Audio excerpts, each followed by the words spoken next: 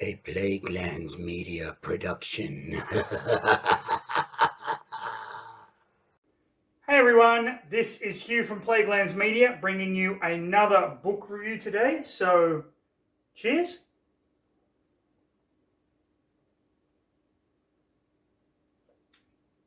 Now, before I get into the nuts and bolts of this book review, what I thought of it, what it's about, this is a book that would probably never be written today. This was published in 1998. The reason being the language used, the subject matter, the scenarios in which the narrator finds himself in, all of these things are basically offensive. They are designed to be offensive. The character who narrates the story is an offensive prick. That's just who he is. So by today's standards, someone's going to pick this up and go, this is disgraceful. You can't have this book published. This is awful. Let's not do that. And to those people, I say, go and fuck yourselves. I've said this on this channel before. I'll say it on this channel again. Nobody has the right to tell anyone what to read, what to watch, what to listen to. Nobody has the right to pick up any piece of work, art form, whatever, and say, you can't look at this or you can't read this because it offends me. That's just fucking bullshit. This book is designed to be offensive. That's the point of it. The point of the main character is that he is, for want of a better word, and I'm sorry to all you people out there that don't like me swearing on this channel, he's a fucking cunt. He really is.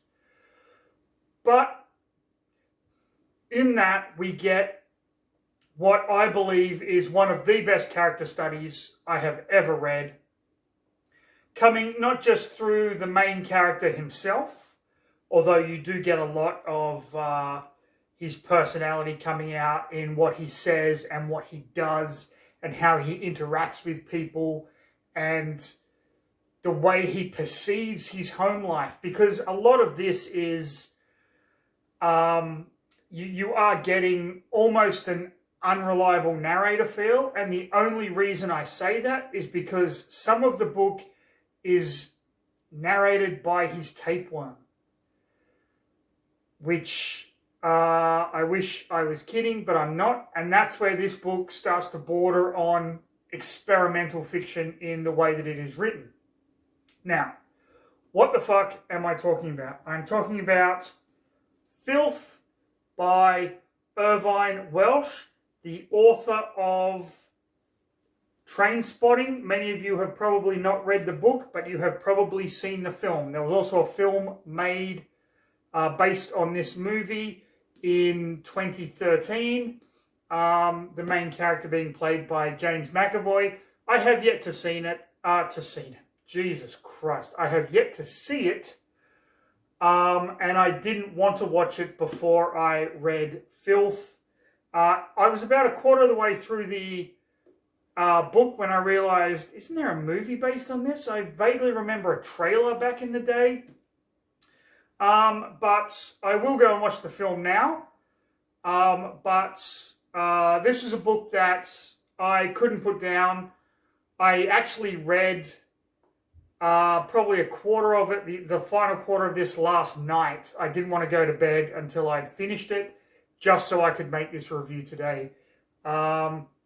This is an absolutely fantastic novel, very difficult to read in places, not because of the subject matter or the content. That kind of stuff didn't really bother me. It's really funny in a dark kind of way in some places, which I'll talk about in the second part of this review. It's hard to read because it's set in Scotland and the author kind of writes everything phonetically. So, or the way the Scottish would say things, pardon me. So when you read the word "ken," that means no. The author also uses a lot of like Cockney rhyming slang, which if you don't know what that is, it's kind of using words that rhyme with the word that you want to say. It was a language, from what I'm led to believe, I haven't actually researched this, but it was a language invented so that you could talk about illicit things and people wouldn't understand what you were saying. So you get a lot of that in here, and it takes a little bit of time to get used to. But once you've read, I would say, about the first 50 pages of this, then you get it. You get into the character's mindset. You get into the way they talk. You get into all of the side characters and all of that. And it really makes for an enjoyable, well-rounded story that begins with a murder and ends in a way that I was not expecting. I actually told my wife, yeah, I know who the killer from the beginning of the book is. I was way off. In a good way. Like, in the best way fucking possible, I got this one wrong. And I've been known to get book endings wrong a lot of the time. TV show endings, things like that. I was really happy with this one. I was really happy I guessed wrong. This is basically, to break it down, there is the murder of a black man who is a journalist. Pardon me. He's a journalist. He's the son of like an ambassador, and he's brutally beaten to death with a hammer. At the very beginning of the book, the killer is narrating the killing in the first person, and then we shift to this other character who is Bruce Robertson, who is a detective. He's gunning for a promotion to detective inspector. He's worked in Australia. He's worked in England, but he's back in Edinburgh now. And he is the character that we follow through this whole thing. With the exception of his wife, Carol, we get snippets from her smattered throughout the book as well. As the book begins, they've kind of split up, and her and her daughter have gone to live with her mother, or so we're led to believe. Bruce is an absolute sleazebag throughout this book, and there are so many flaws in him that he tries to explain away, and there are some instances where we're like, okay, you start to feel for the guy, and then he does something and you're like, what a prick. And then it goes, and it jumps back and forth like that. And then when you get the reveal at the end, and you're like, I kind of understand it. I know what the author was trying to do, but does it work? That's the question you have to ask yourself. I can't answer that for you. For me, yes, it did. But I know there are people that are going to be disappointed with this ending, and that's perfectly fine. This is the first Irvine Welsh novel I've ever read, and I understand that he's a very divisive author. That is good. One thing to know going into this book as well is throw conventional punctuation out the fucking window. He doesn't use it. This is kind of true of a lot of authors that dabble in somewhat experimental writing, where they don't really follow standard grammar and punctuation procedure, and that might make it difficult for a few people to read. Okay? There you go. I've read enough books like this that after like the third page, you're like, okay, so this is what he's doing. That's fine. Let's just move on with the story. Will say, love the cover. Absolute brilliant cover. So basic, yet so true to the main character of this fucking story. So I'm going to leave it there. If you don't want to read the book, go out and watch the movie and see what you think. James McAvoy is the main character. I'm sure he's going to be freaking awesome. Love that actor. But if you want to read the book, Irvine, Welsh, Filth, go and check it out. I am interested to read his other novels. Trainspotting, I will admit the movie didn't really do anything for me, and that's primarily because when it came out, that really wasn't a culture or an attitude that I was interested in at the time. Looking back now and teaching like cinema language and things like that at a university, I can understand the merits of the film and what the actors and the director were trying to say. But back when it came out, that wasn't my interest, so it didn't really impress me all that much. But I'm willing to go back and give it and the sequel to Trainspotting another try, and of course to read the book and see how that shapes up. But if you want to know what this is about, there are going to be spoilers, but I'm not going to go into every little nook and cranny because it would just be impossible with this book. I'm going to leap between scenes. It's not going to be in chronological order. I'm going to show some parts of the book that show what I mean by experimental writing. If you want to see all that good stuff, stick around for the next episode of... Read a fucking book. Read a fucking book. Read a fucking book.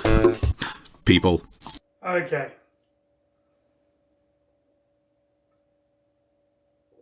Now, before I begin with this, I will say that when I read a book and review a book on this channel, albeit a novel or one of my graphic novel reviews, I usually don't keep them. Most of the time I take them to my office and I put them in a box, and my students are free to come and take the books to read, to help them with their English and things like that. Don't think I'm going to do that with this one. I don't think any of my students will be ready to tackle the subject matter that is in here. Now, as I said, this book starts with a murder, the murder of a journalist who is the son of an ambassador, and he is a black man. Now, one thing I want to point out is look at the, if you can actually see that, the font and the text itself. It is very different to the font and the text we get in the main narration. I didn't really pick this up at first until you get a bit further and you start to get Carol, Bruce's wife's kind of point of view, and then you realize the text from the murder and the text from Carol, or Carol's point of view, they're the same. That's when you kind of get this idea that Carol is the one that murdered this man. Bruce is a detective in Edinburgh, and he's been assigned to this case to look into the murder of this black man. And as the story progresses, pardon me, you get this feeling that he's kind of trying to divert information and whatnot. He's working with people that he doesn't really like, and through the course of the novel, he does his best to undermine them in every way, shape and form. Not only his male colleagues, but his female colleagues as well. He comes across as racist, he comes across as sexist, he comes across as homophobic. He's all of the things that you can label a person in a negative way. That is him. That is the character. He is an alcoholic. He is a drug abuser. He's somewhat of a nymphomaniac as well, in that he is constantly thinking about sex and porn and what he would do with this girl and what he would do with that girl and so on and so forth. He and his wife were part of a swingers club. He was sleeping around. He is still sleeping around. He has a lot of women, one of them being his wife's sister, one of them eventually being his best friend's wife. And there's just a whole lot of stuff that he does over the course of this book that make him an absolutely reprehensible piece of shit. Sorry about that slight transition there. So, Bruce has a few physical problems. He is not gaining a lot of weight. Rio. Shh, Daddy's busy. Daddy's busy. Okay. You want to come on camera? Okay, you lay there and just be noisy. Thank you very much. He's not gaining a lot of weight, and that is because he has tapeworms. He also has a severe rash on his inner thighs, his testicles, and his penis.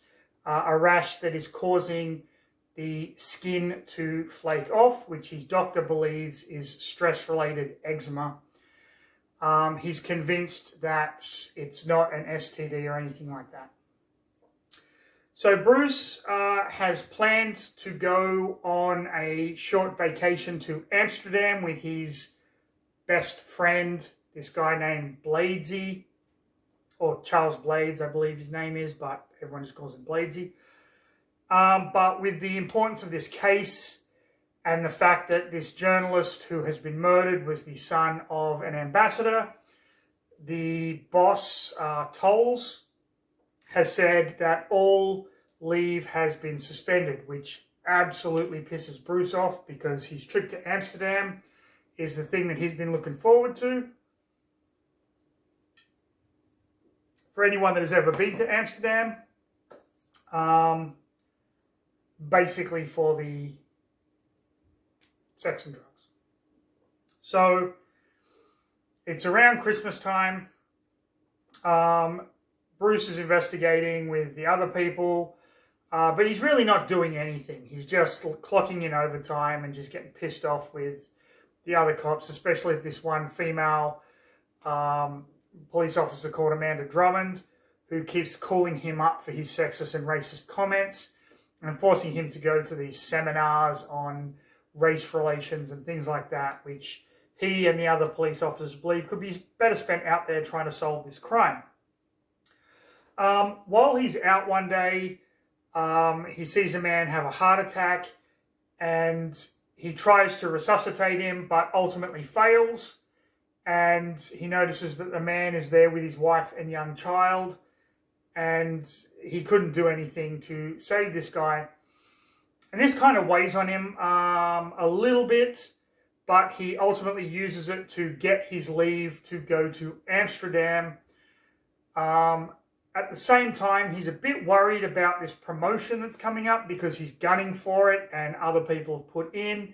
And so he's got these plans to kind of sabotage their rise to the top as well. He and Bladesy go to Amsterdam. This is where this book becomes balls to the wall hilarious. On the plane, he and his friend are talking about the merits of anal sex. And they're doing it in a very crude way, and the man sitting behind them kind of taps him on the shoulder and confronts him about, can you not use that sort of language in front of my wife and daughter? And this pisses Bruce off. Bruce notices that there are two men sitting in front, dressed in business suits with briefcases and whatnot. As he calls them, fucking clowns. So they get to the airport where Bruce and his friend are due to get their connecting flight. They're in the bar and he sees the two men that were sitting in front of him in the suits with the briefcases, sitting there having a drink, and then he sees the guy that confronted him, and the guy that confronted him is going into the bathroom. Bruce says, "I'll be right back." His friend is like, "Don't do anything stupid." Bruce goes into the bathroom to confront this guy, and you think that he's going to beat the shit out of him because that's just the kind of attitude he has. But Bruce goes up there and says, "Listen, I just want to apologize for the language I used, but there was a reason I used it. I'm an undercover detective, and those two guys sitting in front of me are part of a kiddie porn ring, and I was trying to get their attention by using the language that they would use, and you just ruined it, and you basically broke my cover." And this guy's kind of freaking out, and he says, "I'll do anything to help you out. I'm sorry, officer, I'll do anything." So Bruce is like, "Okay, can you go out there and can you confront them in as loud and as boisterous a manner as you possibly can? Let them know that you know what they do and how disgusted you are, and then I'll come and kind of get in their good graces." So this guy goes out and puts on a big scene in front of everyone in this bar, screaming at these two men about how disgusting they are. These two men have never seen him before. This guy's wife and kid are horrified, and eventually the airport security come and they arrest this guy that's screaming at the two men. And the guy says, no, it's okay. I'm with that cop over there. And Bruce goes, "I've never seen him before in my life. He's a freaking nutter." I was laughing so freaking hard at that. It was absolutely hilarious. He and his friend get to Amsterdam. Typical stuff, drugs and sex and whatnot. Now, before they went to Amsterdam, his friend confided that his wife, a woman by the name of Bunty, is unhappy with him. They are having marital problems. Bunty had a son by a first relationship, husband or boyfriend, we never really find out. And Bladesy isn't really connecting with the son, and Bunty's getting more and more upset, and they're fighting all the time. Bruce starts calling her up, putting on this voice, and freaking her out. While they're in Amsterdam, he keeps doing it. And when they get back, he offers to go and talk to Bunty and kind of let her know, here's how you deal with this kind of thing. And basically, it's this slow psychological torture of this woman. And in his own sick, demented way, at some point, he's believing he's doing this to help his friend. And then he starts to do it because he really hates this guy. And he sets this guy up so that the guy's wife believes her husband is the one that's doing all these things, and her husband gets arrested for stalking and harassment. And then the story continues with little things like comedic scenes where at one point the main character Bruce, he's buying porn from a farmer, videos and magazines and stuff from this farmer, and he and this farmer have this idea. So Bruce finds this young new prostitute, and the idea is to bring her to the farm, and they're going to film her having sex with a dog. But when they set up the shoot, the dog keeps having sex with Bruce's leg and ejaculating all over his new pants, thus ruining his new pants, because all of his clothes are starting to smell bad because of the downstairs stuff that's happening. He starts taking these medication to flush the worms out. The medication gives him diarrhea, and the doctor says he can only flush the worm out once you see its head, then it's fully gone. If you don't see its head, it's going to regrow. So, let's talk about the tapeworm, because there are actually two tapeworms in him, and the main tapeworm is in love with the other tapeworm, but then he kills the other tapeworm by flushing it out. So when I say tapeworm and experimental writing, this is what I mean.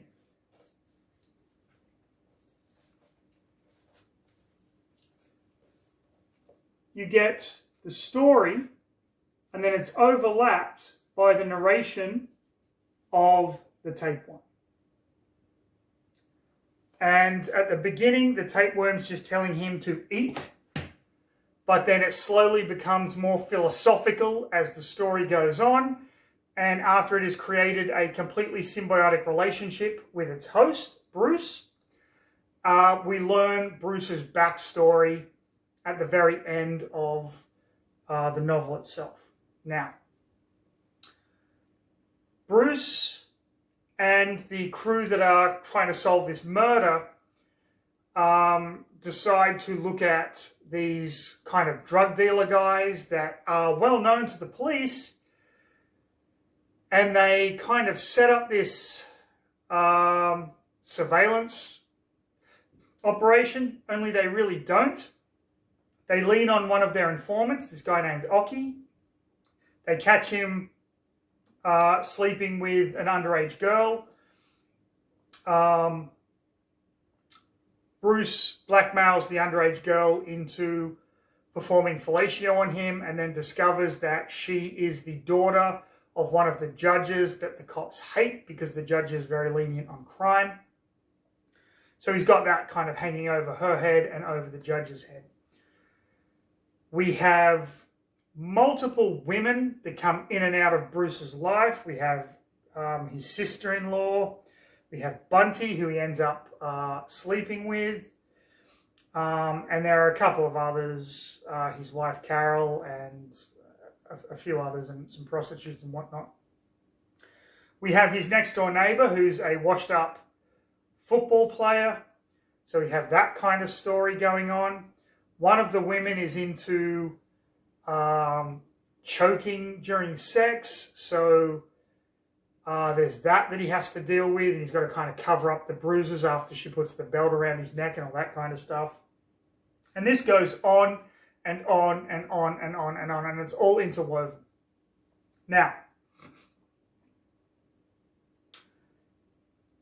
the twist, so to speak, oh boy.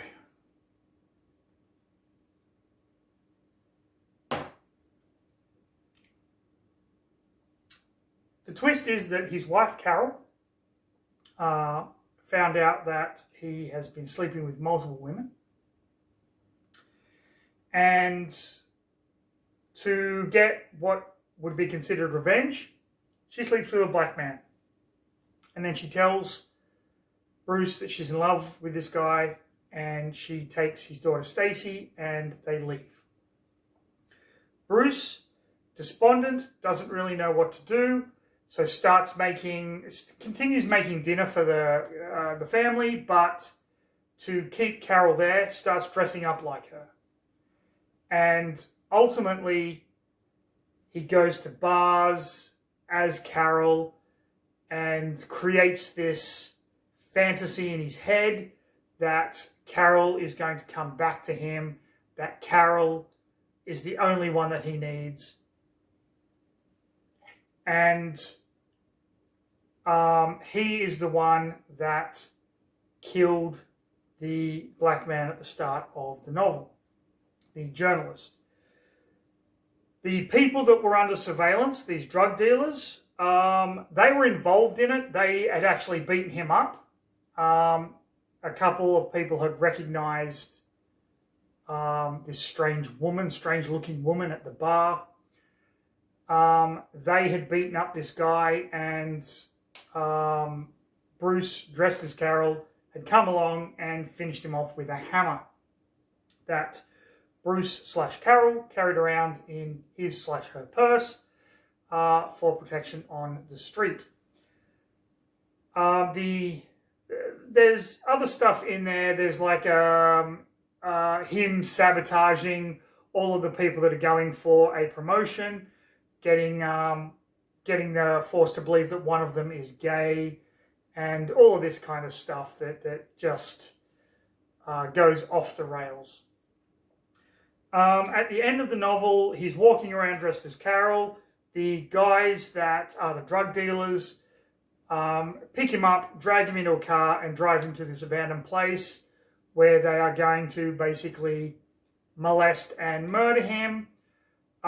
He gets the upper hand. He kills one of them. They set the place on fire. He jumps out, severely injuring himself. And then when the cops come and they find him laying in the bushes with like a hurt back and neck, dressed as a woman, and his boss is like looking down on him, and then his life just goes completely downhill from there. He doesn't get the promotion. It goes to the guy that was supplying him with the cocaine. People just kind of stay away from him. He becomes this alcohol dependent, wino, semi-homeless person. And it's at this point that the tapeworm starts to narrate his life story. And this is it's trying to make it sympathetic, but after everything that he's done, it's almost impossible to be sympathetic to this character. We find out that he was physically abused by his father, who was a coal miner.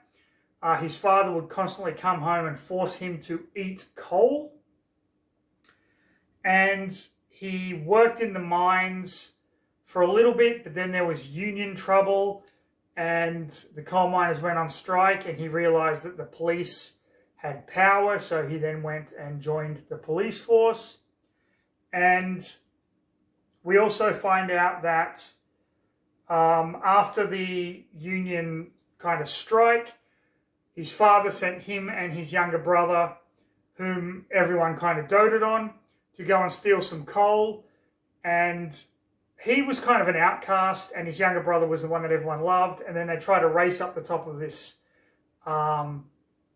this pile of coal, and his younger brother beats him and is gloating, and he gets pissed off and he pushes his brother, and his brother falls into a coal bin, and the coal kind of crushes him, and he ends up dying. And his father blames him, and then he gets sent off to live with his grandmother, who is basically the only one that really cares for him, even though she is kind of an alcoholic as well. We find out the reason the father hated him so much is because his mother and father, his mother's a devout Catholic, and his father was in love with her, and they were going to get married, and she wanted a big wedding in a church. And one day she's visiting her brother's grave, and she's brutally beaten and raped by a man, and she got pregnant. They pushed the wedding up so the baby would not be born out of wedlock, and her father raised Bruce as his own, even though every time he looked at Bruce, all he could see was the face of the man that raped his wife, and that is why he hated him so much. Bruce finds out that this man was a serial rapist. Eventually, when he joins the police force, he goes and visits him in prison and almost beats him half to death before kind of being released. And we find out that this man has many mental problems, a lot of the same mental problems that Bruce himself has through the course of the novel. We also find out that while he believes Carol was his one true love, his first love was this girl named Rona. Rona, he was 15, she was 14 in school, and they bonded over a love of music. Rona had like a bad leg, so she has a metal brace on her leg, and Rona is the first girl he kissed. She's the first girl that he made love to. Albeit it was under a bridge and not very good the first, second, and third times they did it, but the fourth time's a charm, so they say. But we also find out that he's kind of responsible for Rona's death, because after they do it for the fourth time under this bridge, he's walking her back to her house, and he sees a lot of the bullies from school that have been picking on him, and they pick on her because of her leg, and he doesn't want her to go through that, so he says, let's take a shortcut through the golf course. It's raining buckets, and as they're walking along, he picks up one of the metal flagpoles that's in one of the holes, and he throws it like a javelin, and it lands, and as Rona goes over the top of one of the bunkers, because of the metal in her leg, she's struck by lightning. He runs and gets help from these guys. They call the police. They think that he has done it, and they beat the crap out of him. The police come and they get him, and the police guy says, lightning will strike the highest piece of metal. That would have been that pole had you not thrown it. But you did throw it, and because of that, lightning struck Rona. They tell him not to blame himself, but he ultimately does. So he's like, I can't do this anymore. And he decides that the only way is to kill himself, but he wants Carol there when he does it. So he calls Carol up, and he's about to hang himself. He hears Carol's car in the driveway, and he's got the noose, and he's ready to hang himself. When Carol opens the door, he's gonna drop. And as the door opens, he sees that it's not Carol who's opened the door, it's his daughter Stacy. And he's like, no, no, no, no, no, but it's too late. And then he sees Carol behind Stacy. But by this time, he is dead. The final piece of the story is when he dies, he shits himself, thus shitting out the tapeworm that cannot survive without a host. And then we get the tapeworm's lament at the end of the story that he can no longer exist because the host is now dead. I did leave a lot out just because I probably can't talk about it. There's a lot of sex stuff and drug stuff and violence and all of that in here. But that is basically the gist of Filth by Irvine, Welsh. Did I enjoy this book? I'm tempted to put this in a top 10. But at this point, it's definitely a top 20 read for me. Definitely a top 20 read. Thoroughly enjoyed it.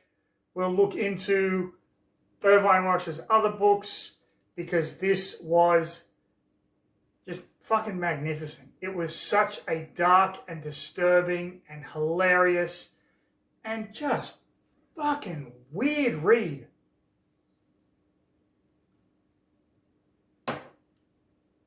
There's a lot of times in here as well that kind of draw me to American Psycho, just because Bruce is so obsessed with music that he constantly is bringing up bands and music and what is good and what is not good and things like that.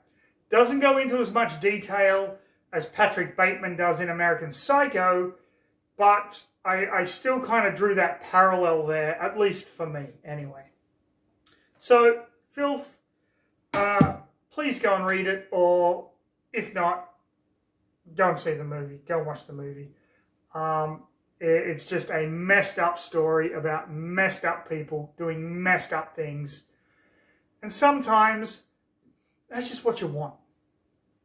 Okay, we're going to end it there. If you enjoyed the video, like, subscribe, leave a comment.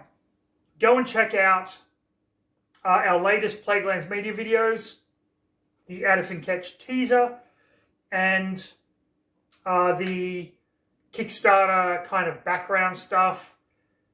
You'll enjoy them. I've got other book reviews to be uploaded, but in the meantime, all I'm going to say, stay safe, have a fantastic rest of your day. Read a fucking book, people.